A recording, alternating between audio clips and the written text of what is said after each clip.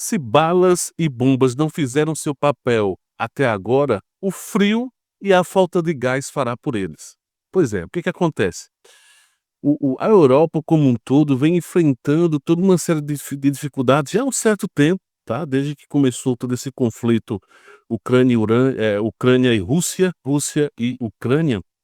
E desde então toda essa problemática da falta de gás, que resultou também na história do Nord Stream, enfim, todo esses conflitos que ocorreram, fez com que a falta de gás do período de inverno torne-se, eh, uma dor ainda maior, já que, lógico, em outros períodos há uma escassez, a indústria, por exemplo, a indústria alemã vem sofrendo bastante, né, encareceu exorbitantemente tudo isso. E vamos ver detalhes, o que está acontecendo no front, falar um pouquinho sobre o front, tem a ver com o inverno, sobre os fatores econômicos na Europa como um todo. Especificamente vou falar sobre a Eslováquia, tá, e sobre um país que até então é normalmente neutro, mas algumas pessoas vêm tomando uma postura na Europa, achei interessante e vou trazer também aqui, dentro desse contexto inverno, dentro desse contexto gás, tá. Então vamos lá agora falar sobre isso. O que acontece? Primeiro falar sobre o inverno nessa questão do front, tá. Primeiro fator é que os 2 lados da moeda, tanto Rússia como Ucrânia, sofrem bastante, tá, com toda essa questão do inverno, porque por mais que se tenha uma infraestrutura mínima, básica em tudo isso, o avanço é mais lento, tem uma série de dificuldades em todo o processo, tá. Eh, Alguns frutos, por exemplo, como basicamente Pokrovsk e Kursk, que são os 2 mais fortes, né, os mais violentos, por sinal, ainda acontecem alguns avanços, alguns cuidados. Se tem ou não tem norte-coreano, tem toda essa questão, mas em Kursk tem ocorrido alguns ataques que, segundo o governo americano, tá, disse que está ocorrendo ataques em ondas. Houve uma redução, o inverno, que é aquilo que eu falo, né, que eu trouxe na chamada. Se balas e bombas não fizeram seu papel até agora, o frio vai fazer, então vai ter muita morte, tá. Morte por frio, por fome, por abandono de ambos os lados. Então é uma situação diferenciada, complicada nesse front, tá muito frio, então tem esse arcabouço, essa situação, melhor dizendo, em tudo isso. Aí vem os outros 3 fatores. O segundo fator, que é essa questão do gás, tá, que eu vou trazer agora, que é uma segunda parte. O que acontece? A Gazprom, que é a principal indústria, né, de produção e de transporte, de venda de gás na Europa, um dos maiores do mundo, tem vários contratos que mesmo com a guerra, existe um gasoduto, tá, que passa pela Ucrânia, e é um dos braços principais ou importantes, digamos assim. Compartilhar aqui a tela, tá.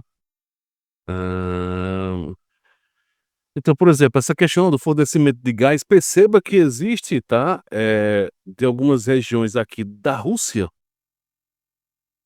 que passa pela Ucrânia, toda essa região aqui é a Ucrânia, tá, deixa eu só dar um zoom aqui, então, esta região aqui, deixa eu ver se eu consigo minimizar para poder escrever aqui. Então, essa região aqui é onde está a Ucrânia, tá. Então tem gasoduto, tem 2 gasodutos passando nessa região, tá, e que são extremamente importantes. Um deles é que vai para essa região da Romênia, enfim. E tem uma outra que segue pra Europa Central, né, que vai cortando basicamente de leste a oeste, tá. Inclusive um deles passa pela Transnistria e, enfim, depois segue pra Romênia. O que acontece? A Ucrânia disse que não quer mais que o esse gasoduto, né, que passe o gás por esse gasoduto. Então já está informando: "Olha, esquece, não tem nada disso, não vai ter mais o trânsito", né. O que acontece? Se ocorrer uma parada, segundo estava vendo aqui o jornal, né, alguns órgãos de imprensa, o Sputnik, tanto o russo como a versão brasileira, vi a BBC também trazendo essa informação, a Associated Press também trouxe matéria a respeito, e os números são basicamente o mesmo. CNN Portugal também. O fato é que, sem o trânsito do gás da Rússia, Kiev perderá sua principal receita de trânsito, tá, financeira, US$ 100 milhões, tem esse fator. Outra consequência da interrupção será um aumento do custo do transporte de gás para os consumidores lá na ponta, enquanto Kiev também terá que otimizar a capacidade ociosa do transporte, coisa que nunca foi feita nos anos anteriores. Por último, a Ucrânia terá de reestruturar os fluxos de gás do mercado interno, vai ter que se virar, vai ter que reduzir custos, gastos, né. A Europa em si vai ter que começar a comprar gás de outros lugares, tá, e onde entra todo o protesto, até antecipando um outro tema que é a história que eu comentei, né, no início, de um país meio que está acontecendo com esse país? Que está sendo contra, não é que é o país em si, mas algumas pessoas, tá, vêm reclamando aqui, ó, por exemplo, o Major-General Agostinho Costa, ele sempre está dando entrevistas lá na CNN, eu não sei se ele é reformado, ele até comenta, ó: "Somos masoquistas, o gás americano é 5 vezes mais caro que o russo". Depois queixam-se da extrema direita, né. E aí tem aqui a legenda, o Major-General Agostinho Costa afirma também que Robert Fico, primeiro-ministro da Eslováquia, que recentemente se assumiu como mediador da guerra na Ucrânia, está a defender o seu país e tem boa vontade para terminar o conflito. Evidentemente, eu não sei se você acompanha, o Major-General Agostinho Costa, ele tem uma tendência pró-Rússia, mas mesmo assim, outras pessoas que eu vi também na CNN Portugal comentando a mesma coisa, se reclamando do mesmo fator, do quão caro é. Na Alemanha nós temos a mesma situação, como está tão caro o gás, nesse momento, que eles têm que buscar outras alternativas, fora a redução mesmo em si. E aí o período de inverno, o pessoal vai consumir mais gás para poder ligar os aquecedores. A indústria, né, tá havendo uma redução gigante da indústria, então a indústria europeia já não está boa das pernas, então cada vez mais os países europeus, a OTAN como um todo internamente, existe o discurso, uma coisa é o discurso que o pessoal da OTAN faz, né, para todo mundo ver aquele barulho, condenar isso e aquilo outro, e a outra parte é o que acontece internamente nos países e entre os países de uma forma geral, que é reclamando isso, do quão complicado está, o quão caro está tudo, né, e aí fora envio de armamento, envio de dinheiro, né, então no momento em que esses países deveriam estar se segurando, reduzindo custos, então e tendo que fazer investimento de guerra, tem a história de que Trump vai sugerir de que se coloque ainda mais dinheiro para a OTAN, então tudo isso vai minando os europeus de uma forma geral e vão pensando 2 vezes nisso.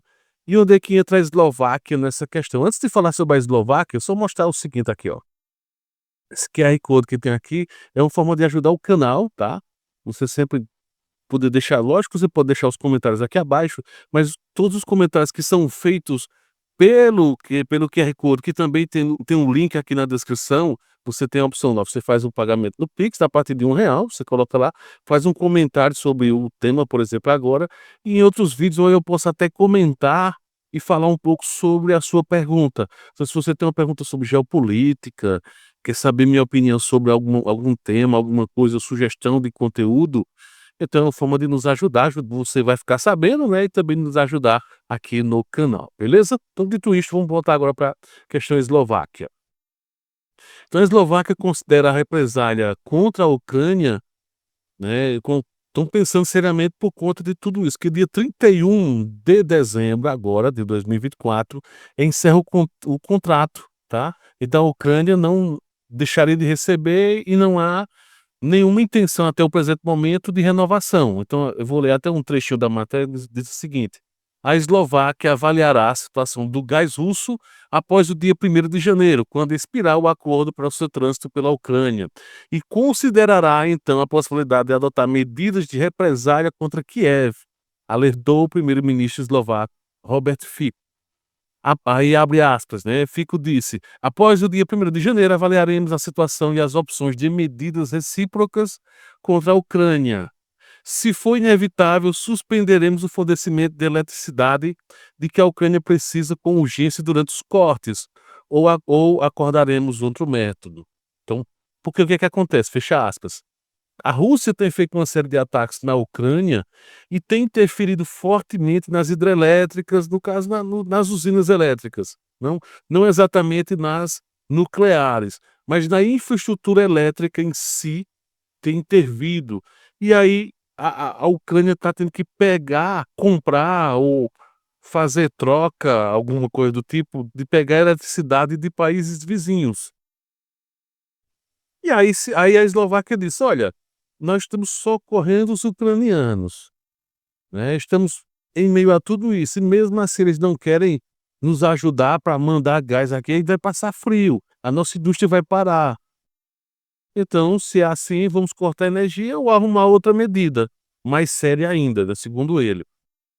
Isso foi nas redes sociais, se eu não me engano foi no Facebook, lá a Eslováquia usa muito o Facebook. Na opinião de Fico, a suspensão de fluxo de gás russo através da Ucrânia custará à União Europeia entre 2025 e 2026 cerca de 50 bilhões de euros, em reais, um pouco mais de 350 bilhões, né, bilhões de reais, 350 bilhões de reais, apenas em gás, e outros 70 bilhões de euros, ou seja, 420 bilhões, ao todo então daria mais de 700 bilhões, quase 800 bilhões de reais na eletricidade e o gás, quando juntar tudo, né?